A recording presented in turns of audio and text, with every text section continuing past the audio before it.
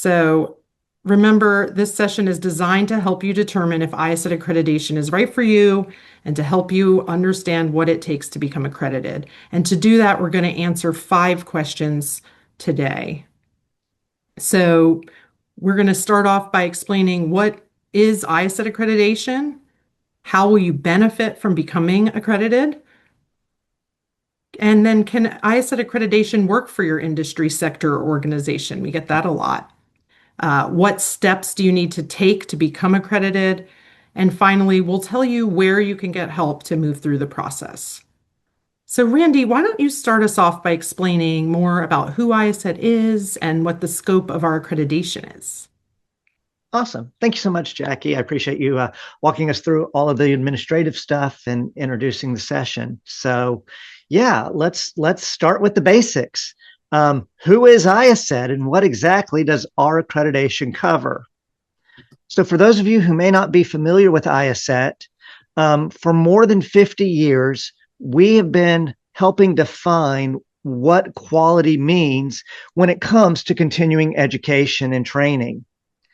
So for 5 decades, we've been working alongside training professionals, instructional designers, compliance officers, and organizational leaders just like you to help answer a question that sounds kind of simple on the surface, but is actually really hard to pin down. And that is, how do you know, not guess and not hope, but actually know that a learning experience is good? Our founders were among the original thought leaders who developed the continuing education unit, otherwise known as the CEU. So if you've ever seen CEUs, listed on a course transcript or on a course description as part of a professional license renewal requirement, that unit of measurement, well, it traces its way back to the work that IACET founders helped pioneer. And today, we continue that legacy by maintaining the ANSI IACET standard for continuing education and training. Organizations who can demonstrate they comply with that standard can seek accreditation and show that, hey, we do meet that standard. But here's something I want to make very clear right here at the outset. IACET accreditation is more than just awarding CEUs. Now, that's often how people first encounter us, so it's an easy assumption to make. But CEUs, they're just one visible output of something much larger. At its heart, IACET accreditation is about giving your learners, your employers, the regulators who oversee your industry, and other stakeholders confidence that your organization has a reliable system for producing high quality learning consistently and not just on what happens to be a good day. So to help you understand a little bit better what IACET accreditation is, it helps to separate this into 3 concepts that get used, misused, and confused a lot in this space. Standards, first, are documents that define what quality looks like. Then we have certification. In our context, certification evaluates a particular output, a course, a program, a training pathway, a credential, an individual, but only at a specific point in time. At the time that person, course, or program is evaluated against that standard. Accreditation, on the other hand, evaluates the organization and the system behind those outputs to a particular standard. So Put simply, certification gives you confidence in a particular result at a particular moment in time. Accreditation gives you confidence that an organization can produce quality results consistently, time and time again. Here at IACET, we provide accreditation. We do not provide course certification. We're not evaluating whether this particular one course or this particular one program is good. What we're actually evaluating is whether your organization has the policies and processes in place to reliably produce quality again and again.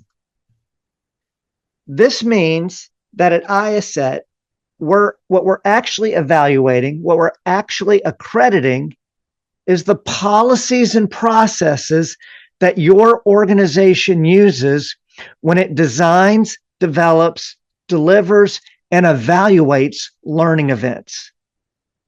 And because of that, that means importantly that our accreditation is institutional or departmental. It covers the entity that holds what we call authority, responsibility, and control over the policies and processes. The great thing is then that once that entity is accredited, any learning event that they create using those accredited policies and processes, well, that falls under the scope of the accreditation. So with IACET, you're not accrediting one course at a time. You're accrediting the engine that builds each and every course.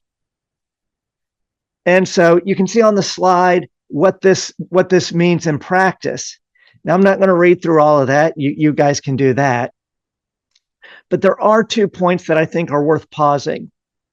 First, accreditation is not limited just to large organizations. That's a myth.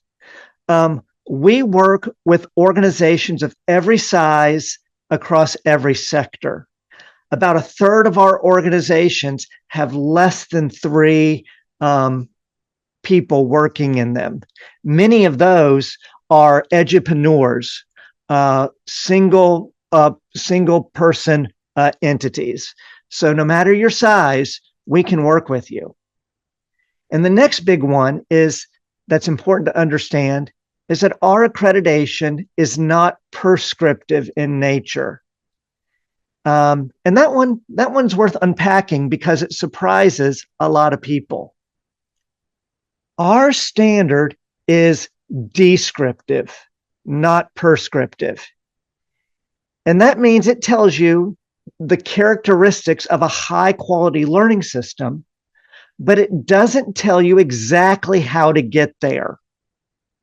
You get to tell your story of quality based on the scope and intent of your organization and your training. So here's an example. One of our criteria is that instructors must be qualified. Now, I get it. That sounds pretty self-evident, but we don't define what qualified means for you. That's your job. You are going to tell us what qualified means for your industry and your learners. And that's what we would call your policy. Next, you're going to tell us the process that you use to verify that somebody is indeed qualified according to your policy. And then finally, you're going to demonstrate that by showing us evidence from an actual instructor of a course that you have put on who was properly vetted through your process and met the qualifications that you defined. Standards, policy, process, evidence. That's what the descriptive model is all about.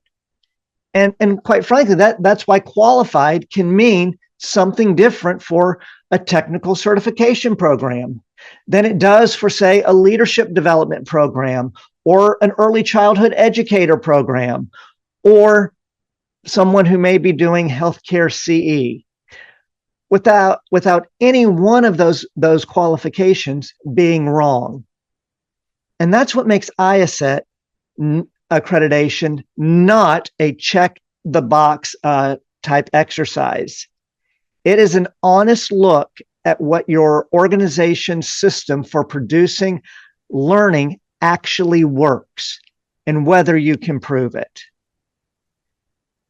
And so that brings us to the question that matters most to you.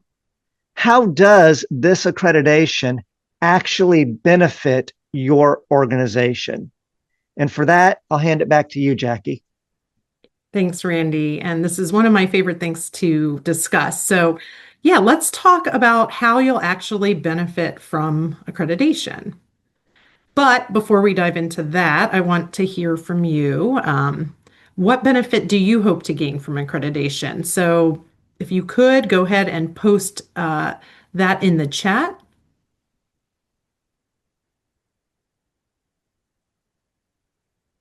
And this is always a good time to kind of say, what prompted us to start seeking accreditation? What's the motivating factor that we are starting us down this path?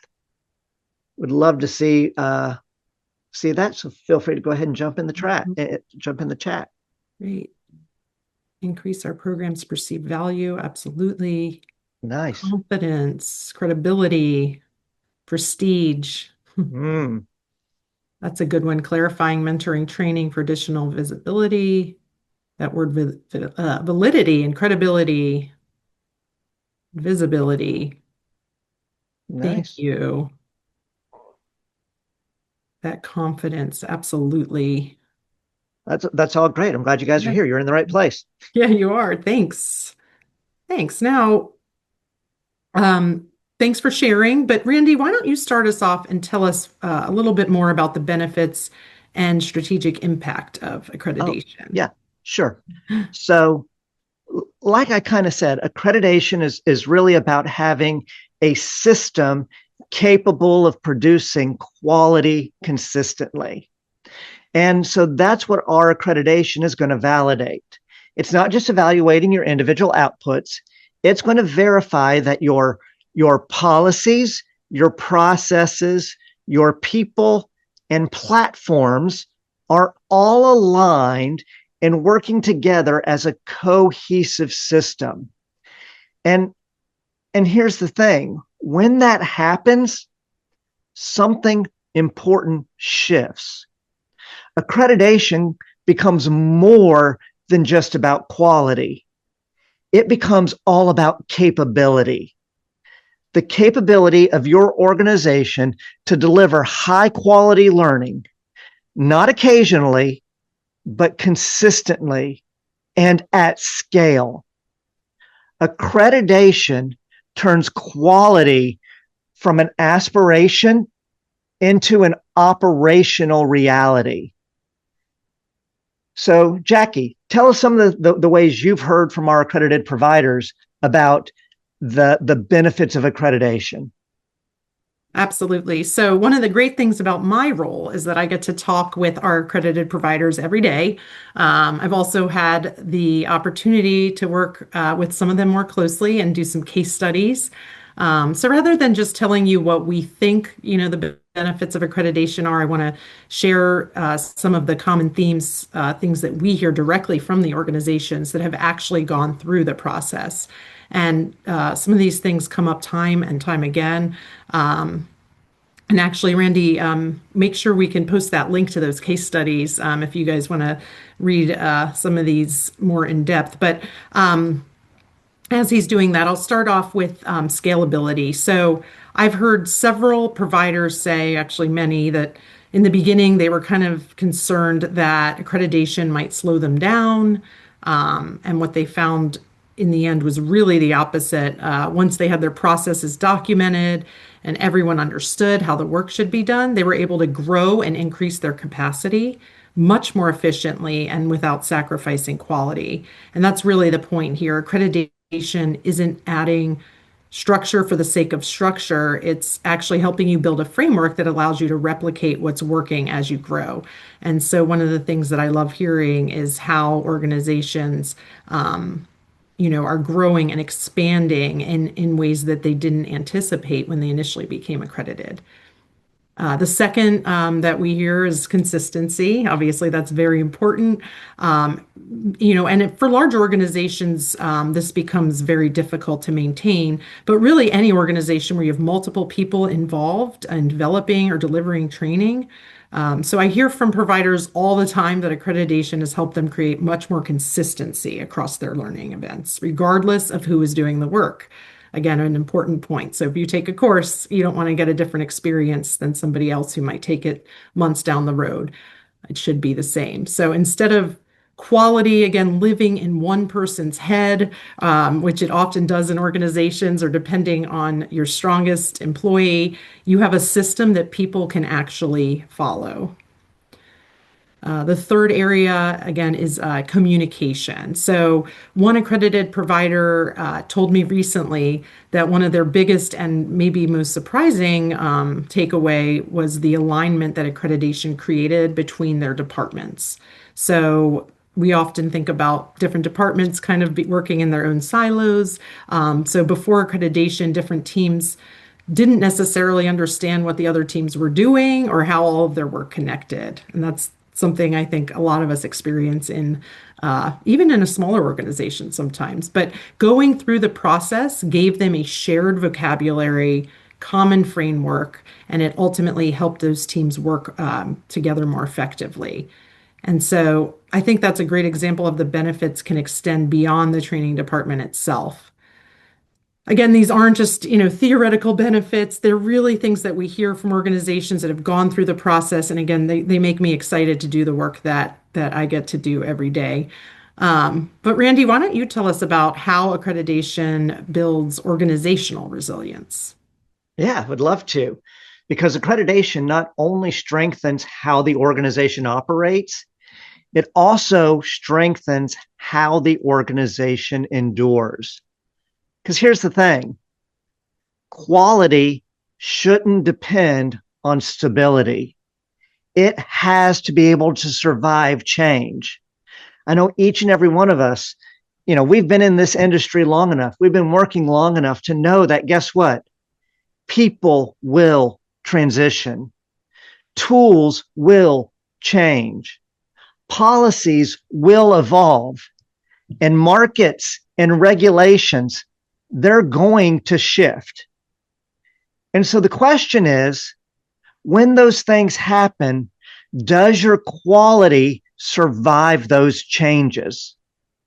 And accreditation, well, it can help ensure that strong systems don't just perform well, it helps ensure that they remain reliable even under stress, under change.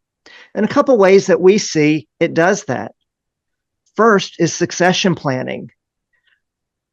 Because as part of the accreditation process, roles, processes, and expectations are going to get clearly defined. Then the organization is no longer dependent on any one individual. And so when a transition happens, risk is reduced. Knowledge retention. Accreditation is going to help you document your systems. And then documented systems, well, they help ensure that institutional knowledge doesn't walk out the door, because at some point it will. People will retire. People will transition to other opportunities. And when it does, that information needs to stay within your institution. Onboarding. When expectations and processes are clearly defined and documented, we find that new employees can get integrated much more quickly and begin contributing with confidence. So that's how it can add a reduce risk to your organization and introduce resilience. So we've covered, Jackie, two internal benefits, operational strength and organizational resilience. But we did see some people who were looking for some external benefits. What are some of those? Absolutely. Yeah, let's talk about market value and that external value, because we do hear about that also quite a bit. Because again, accreditation doesn't just help organizations improve their quality internally, it gives them a way to make that quality visible and credible to others. And I tend to hear that come through in three areas. So we have reputation, benchmarking, and alignment. So first, reputation. A lot of you kind of alluded to this in your reason for wanting to become accredited. But again, accreditation, we hear this all the time. It just gives providers a stronger way to demonstrate the quality behind what they do. So they're no longer just telling learners, employers, partners, or other stakeholders, we provide high quality learning, or here's a testimonial, which is always great. But this accreditation gives you something to point to, an independent process that says our practices have been reviewed against an established standard and our commitment to quality has been independently verified. And as many of you know, in a crowded learning market, that kind of credibility can be a real differentiator. And again, I know that's a reason why a lot of you are here. The second is benchmarking, kind of goes along with reputation, but organizations may already know that they're doing good work, but accreditation gives you that external benchmark for that work. So how do you know that you're producing quality learning? Well, when you align to a standard, you have that benchmark. So organizations are able to look at their practices, again, against this established standard that we have. You can validate what you're doing well. And then the biggest thing that we see is, again, identifying areas where you can continue to improve, because this process will help you identify gaps. And that is the true value of going through this. So again, it doesn't just say we're good at this, it gives some context and an external measure for what quality actually means. And then lastly, alignment. This can show up in a few different ways. So I hear from organizations, again, that having a common framework for quality helps create greater alignment internally, which I kind of mentioned before, but it also helps externally, particularly when you're working across different organizations, industries, regions, countries, different regulatory environments. So this offers a way to have a shared understanding and common language, which can be very important around what quality continuing education looks like, even when the organizations themselves may be very different. So really, all three of these come back to trust, which I know a lot of you talked about, that credibility in a crowded and growing learning market. Again, it's not just enough to simply say you're good at what you do. People really need something more than ever, a reason to trust you. And accreditation gives you that credibility, that independent way to demonstrate that. So now that we've talked about how organizations can benefit, let's shift to the next question, and that is, will IACET accreditation really work for your organization? So we're going to talk through how accreditation works, how it applies across industries, who's eligible, and how the application is structured. So you're all probably wondering, this all sounds great, but does it actually apply to what I do? Can this work for me in my industry? And in most cases, the answer is yes, because the IACET standard is what we call industry agnostic. So in other words, the same standard, our standard, can work across very different industries. So from safety and construction to healthcare and technology, all the way to something like culinary education or pet care training, just about everything in between. And that's possible because, again, the standard isn't evaluating what you teach. It really is looking and evaluating the quality systems behind how you develop and deliver continuing education and training. And so that's why you'll find IACET accredited providers across more than 500 industries worldwide. I have some of our top 10 up here on the screen, but again, as I said, we have it all. And that's again something I love about this work is just seeing how flexible the standard is. So again, each of these industries may be serving completely different learners, teaching completely different subject matters, and operate in very different environments. But the principles behind a quality learning program remain the same. So the standard establishes what needs to be addressed to support quality continuing education and training while giving your organization the flexibility to show us how you accomplish that within the context of your industry. So again, it's what Randy was saying before. It's descriptive, not prescriptive. And so again, just remember that accreditation isn't about making every organization operate the same way. It's about making sure that the systems each organization has in place support that consistent quality learning.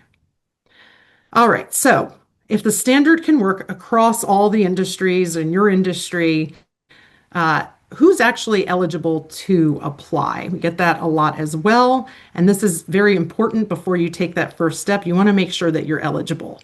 So the basic eligibility requirements are fairly straightforward. First, you need to be a governmental unit or legally recognized business entity that's been in business for at least 1 year. Simple. You also need to have been operating under the current conditions you're describing in the application for at least 3 months. And I'll just kind of add here that that means that this is not what you hope your courses will look like. This is not what you plan to have it look like. You have to actually have offered your courses. You have to actually have lived these policies and processes. And that's something that we see a lot of confusion around sometimes. So I just want to make that clear.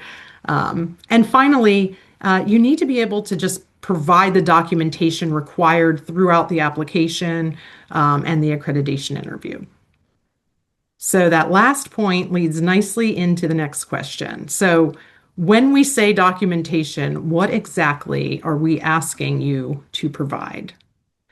All right, so you're going to hear me saying this a lot, or you will hear these words a lot if you apply and throughout probably the rest of this presentation. But basically, you're going to be asked throughout the application to provide documentation that generally falls into the 3 categories that you see up here: policies, processes, and evidence.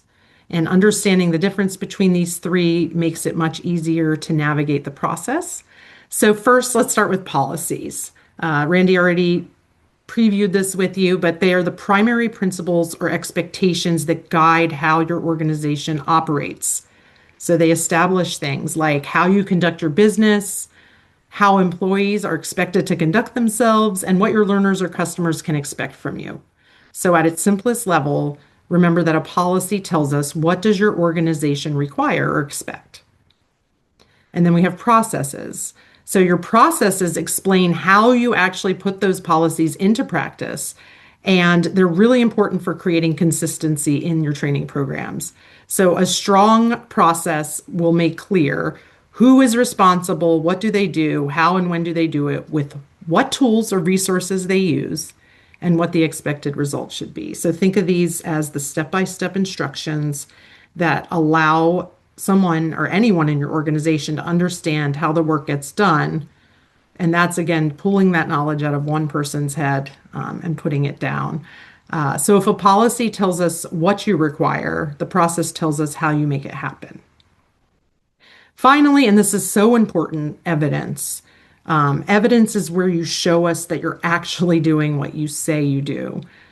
So we often see really strong policies and processes, but the evidence maybe isn't supporting that. So you want to make sure that you have strong evidence to show implementation of those policies and processes. So in many cases, that's going to be a completed tool, a checklist, an evaluation. But again, a real learning event with learners is how you're going to have, evidence for these different areas. So again, your reviewers are going to want to see these things are consistently being put into practice. So, and Randy, I know we have, if documentation is an area you'd like to dig into more, I know that Randy, you have a blog, great, thank you, Documentation Demystified series, and that kind of will help break down each of these pieces of documentation so that you can clarify that as you move forward. All right, so now that you know the types of documentation you'll be providing, let's look at where this all fits within the standard itself. So the application is organized into categories and elements, so 9 categories, which you'll see on the screen. But at a high level, I like to think of these categories as addressing 2 broad pillars of quality. So you have here on one side, you have your operational framework, and then your learning event quality.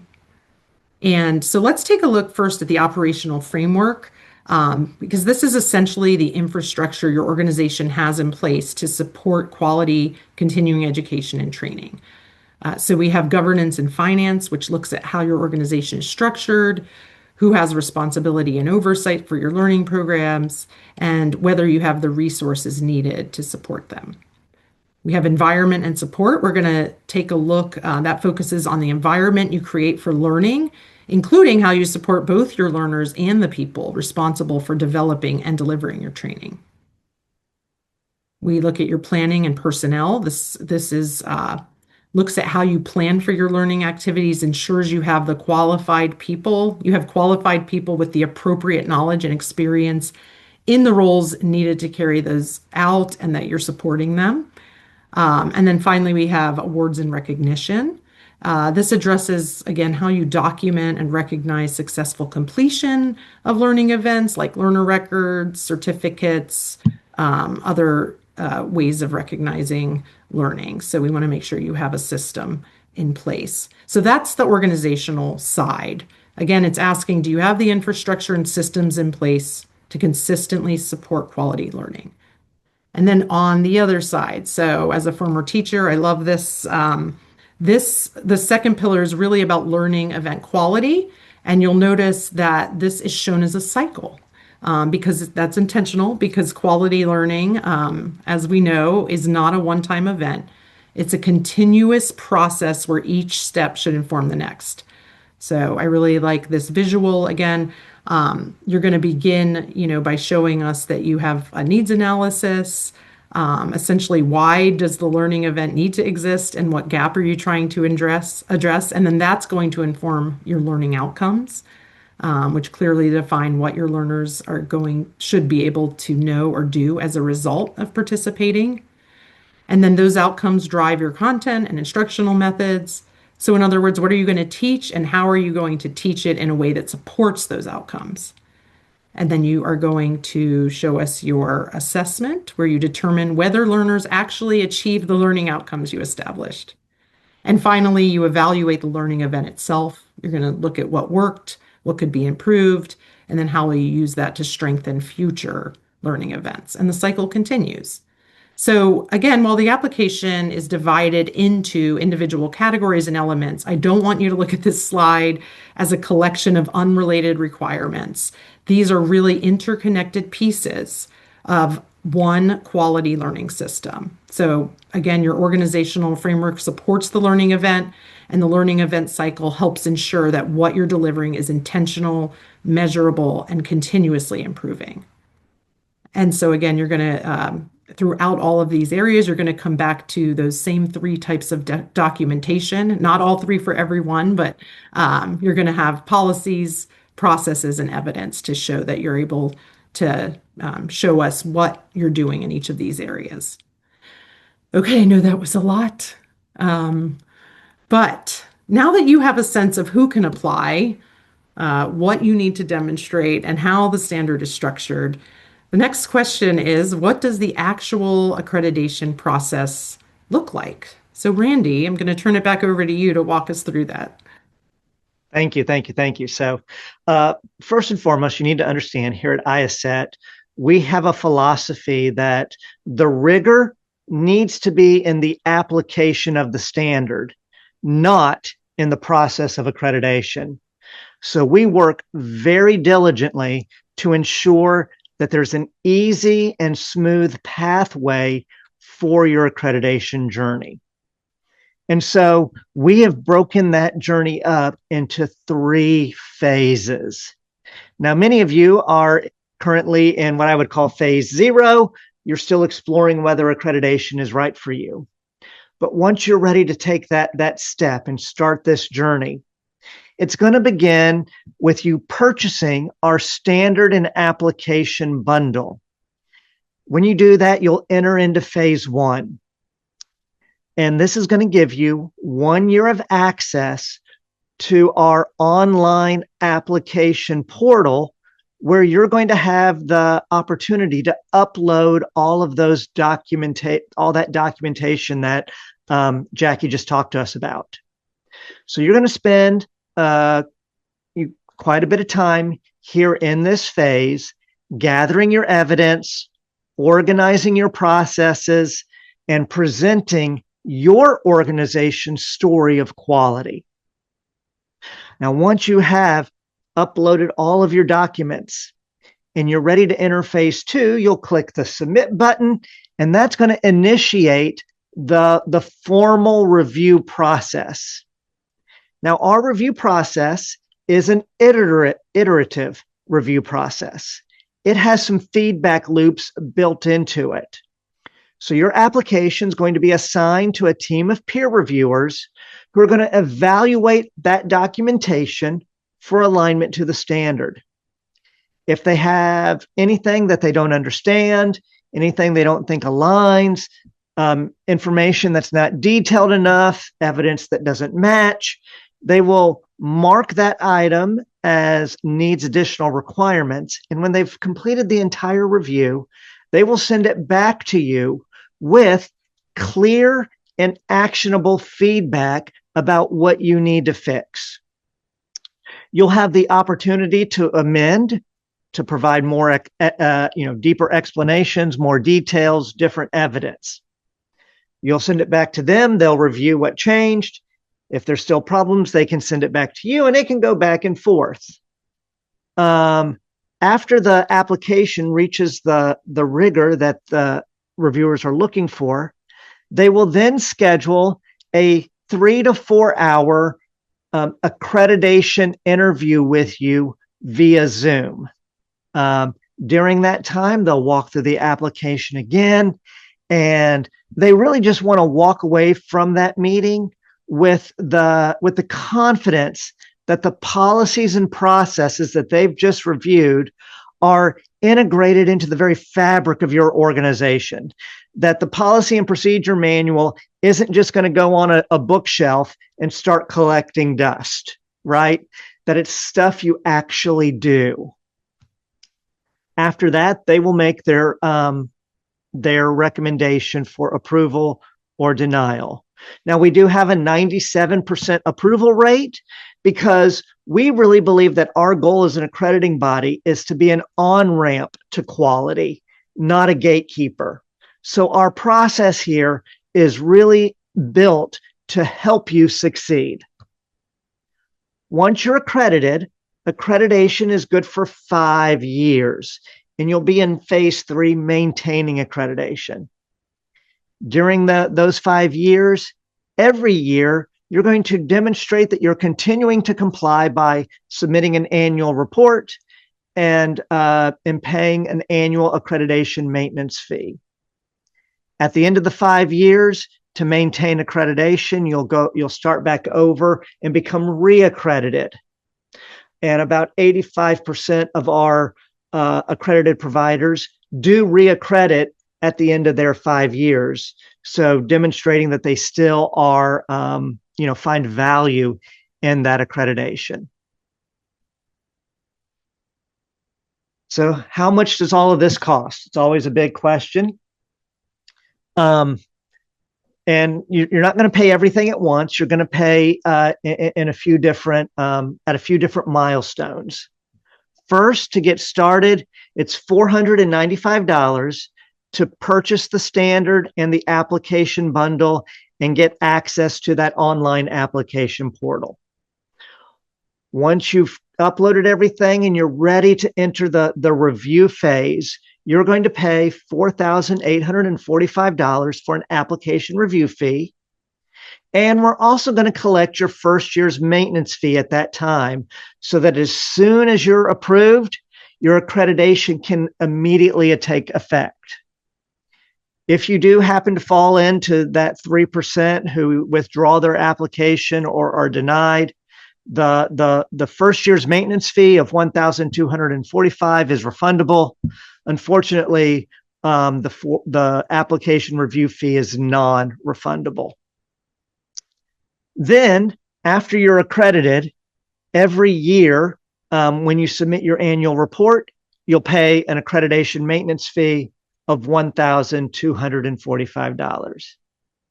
And this means that overall, you're looking at a little under $12,000 over the 5 years. But remember, that covers all your learning events. There are no per course fees. There are no per learning event fees. There's no per instructor fees, per learner fees, or per CEU fees. You're just you're covered with these payments only. So the next question is, we want to let you know where you can get help. You're not alone on this journey. We as staff are here to help and support you. And besides us, you also have a whole toolkit available. And we really recommend that you utilize everything. So first and foremost, some of these are complimentary, some of them are fee-based. First and foremost, probably one of the most important tools we have is the Accreditation Readiness Calculator. This tool is completely complimentary prior to you even purchasing the bundle. And this tool is going to help you identify any gaps that you might have in policies or processes or evidence that you're going to have to address before the application is submitted. So it'll give you some great advice on next steps based on a calculated score, complimentary before you even do a thing with us. The next tool is our Guide to Accreditation. This is also complimentary. This is going to tell you all of the rules of the road and the expectations of being an accredited provider. It covers a lot of the same material we did, here today in a written format, but it also has a few edge cases. So something good for you to download and look at completely free as you're considering whether to become accredited. Now, once you do purchase the standard, we are going to unlock a library of articles and a few templates, including a design document. So that'll be available in the portal under application resources.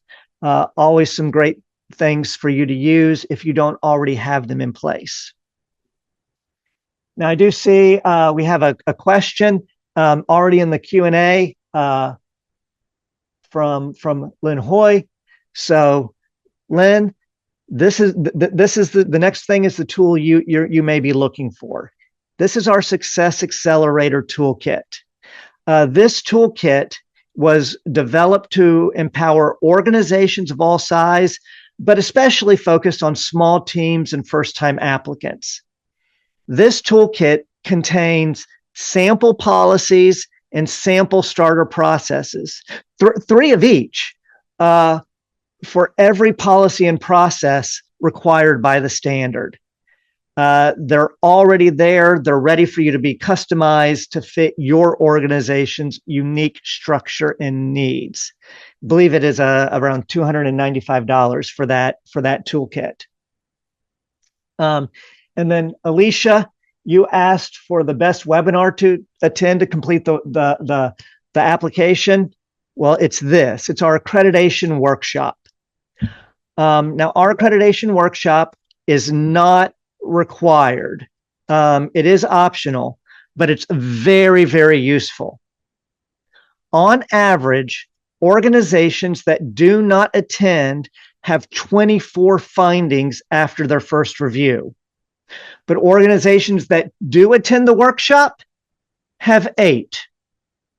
So a 66% reduction in findings definitely tells us that this workshop empowers you to submit a much stronger application.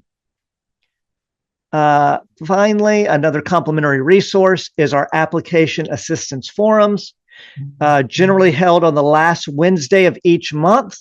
If you've already purchased the application in standard, you can come in and in a 45-minute small group type setting, ask questions about your particular application directly from our staff and some of our commissioners. Finally, we do want to let you know that we do have a consultant evaluation framework available upon request. IACET does not recommend using consultants. However, we do recognize some organizations need one. So if you do need an accreditation consultant, we're happy to provide you with our guide on how to choose a consultant that aligns with our philosophy that a consultant needs to come in and walk beside you and be a coach and equip your team, but not do the work for you. And with that consultant guide, we also have a list of known consultants who align with our philosophy. So now that you've seen our resources, let's get to the first opportunity for support and open up the Q&A. So if we haven't addressed your question already, now's the time to enter it. We want you to walk away fully informed today. Thank you for watching this recording of our Introduction to IACET Accreditation webinar. We covered a lot of material in just a short amount of time. So if you still have questions, please don't hesitate to reach out to us. You can email us at accreditation@iacet.org or call us at 1-703-765-0705. Finally, you can also scan the QR code on your screen to schedule a discovery call where a member of our team can answer your specific questions and help you determine your next steps. We look forward to hearing from you.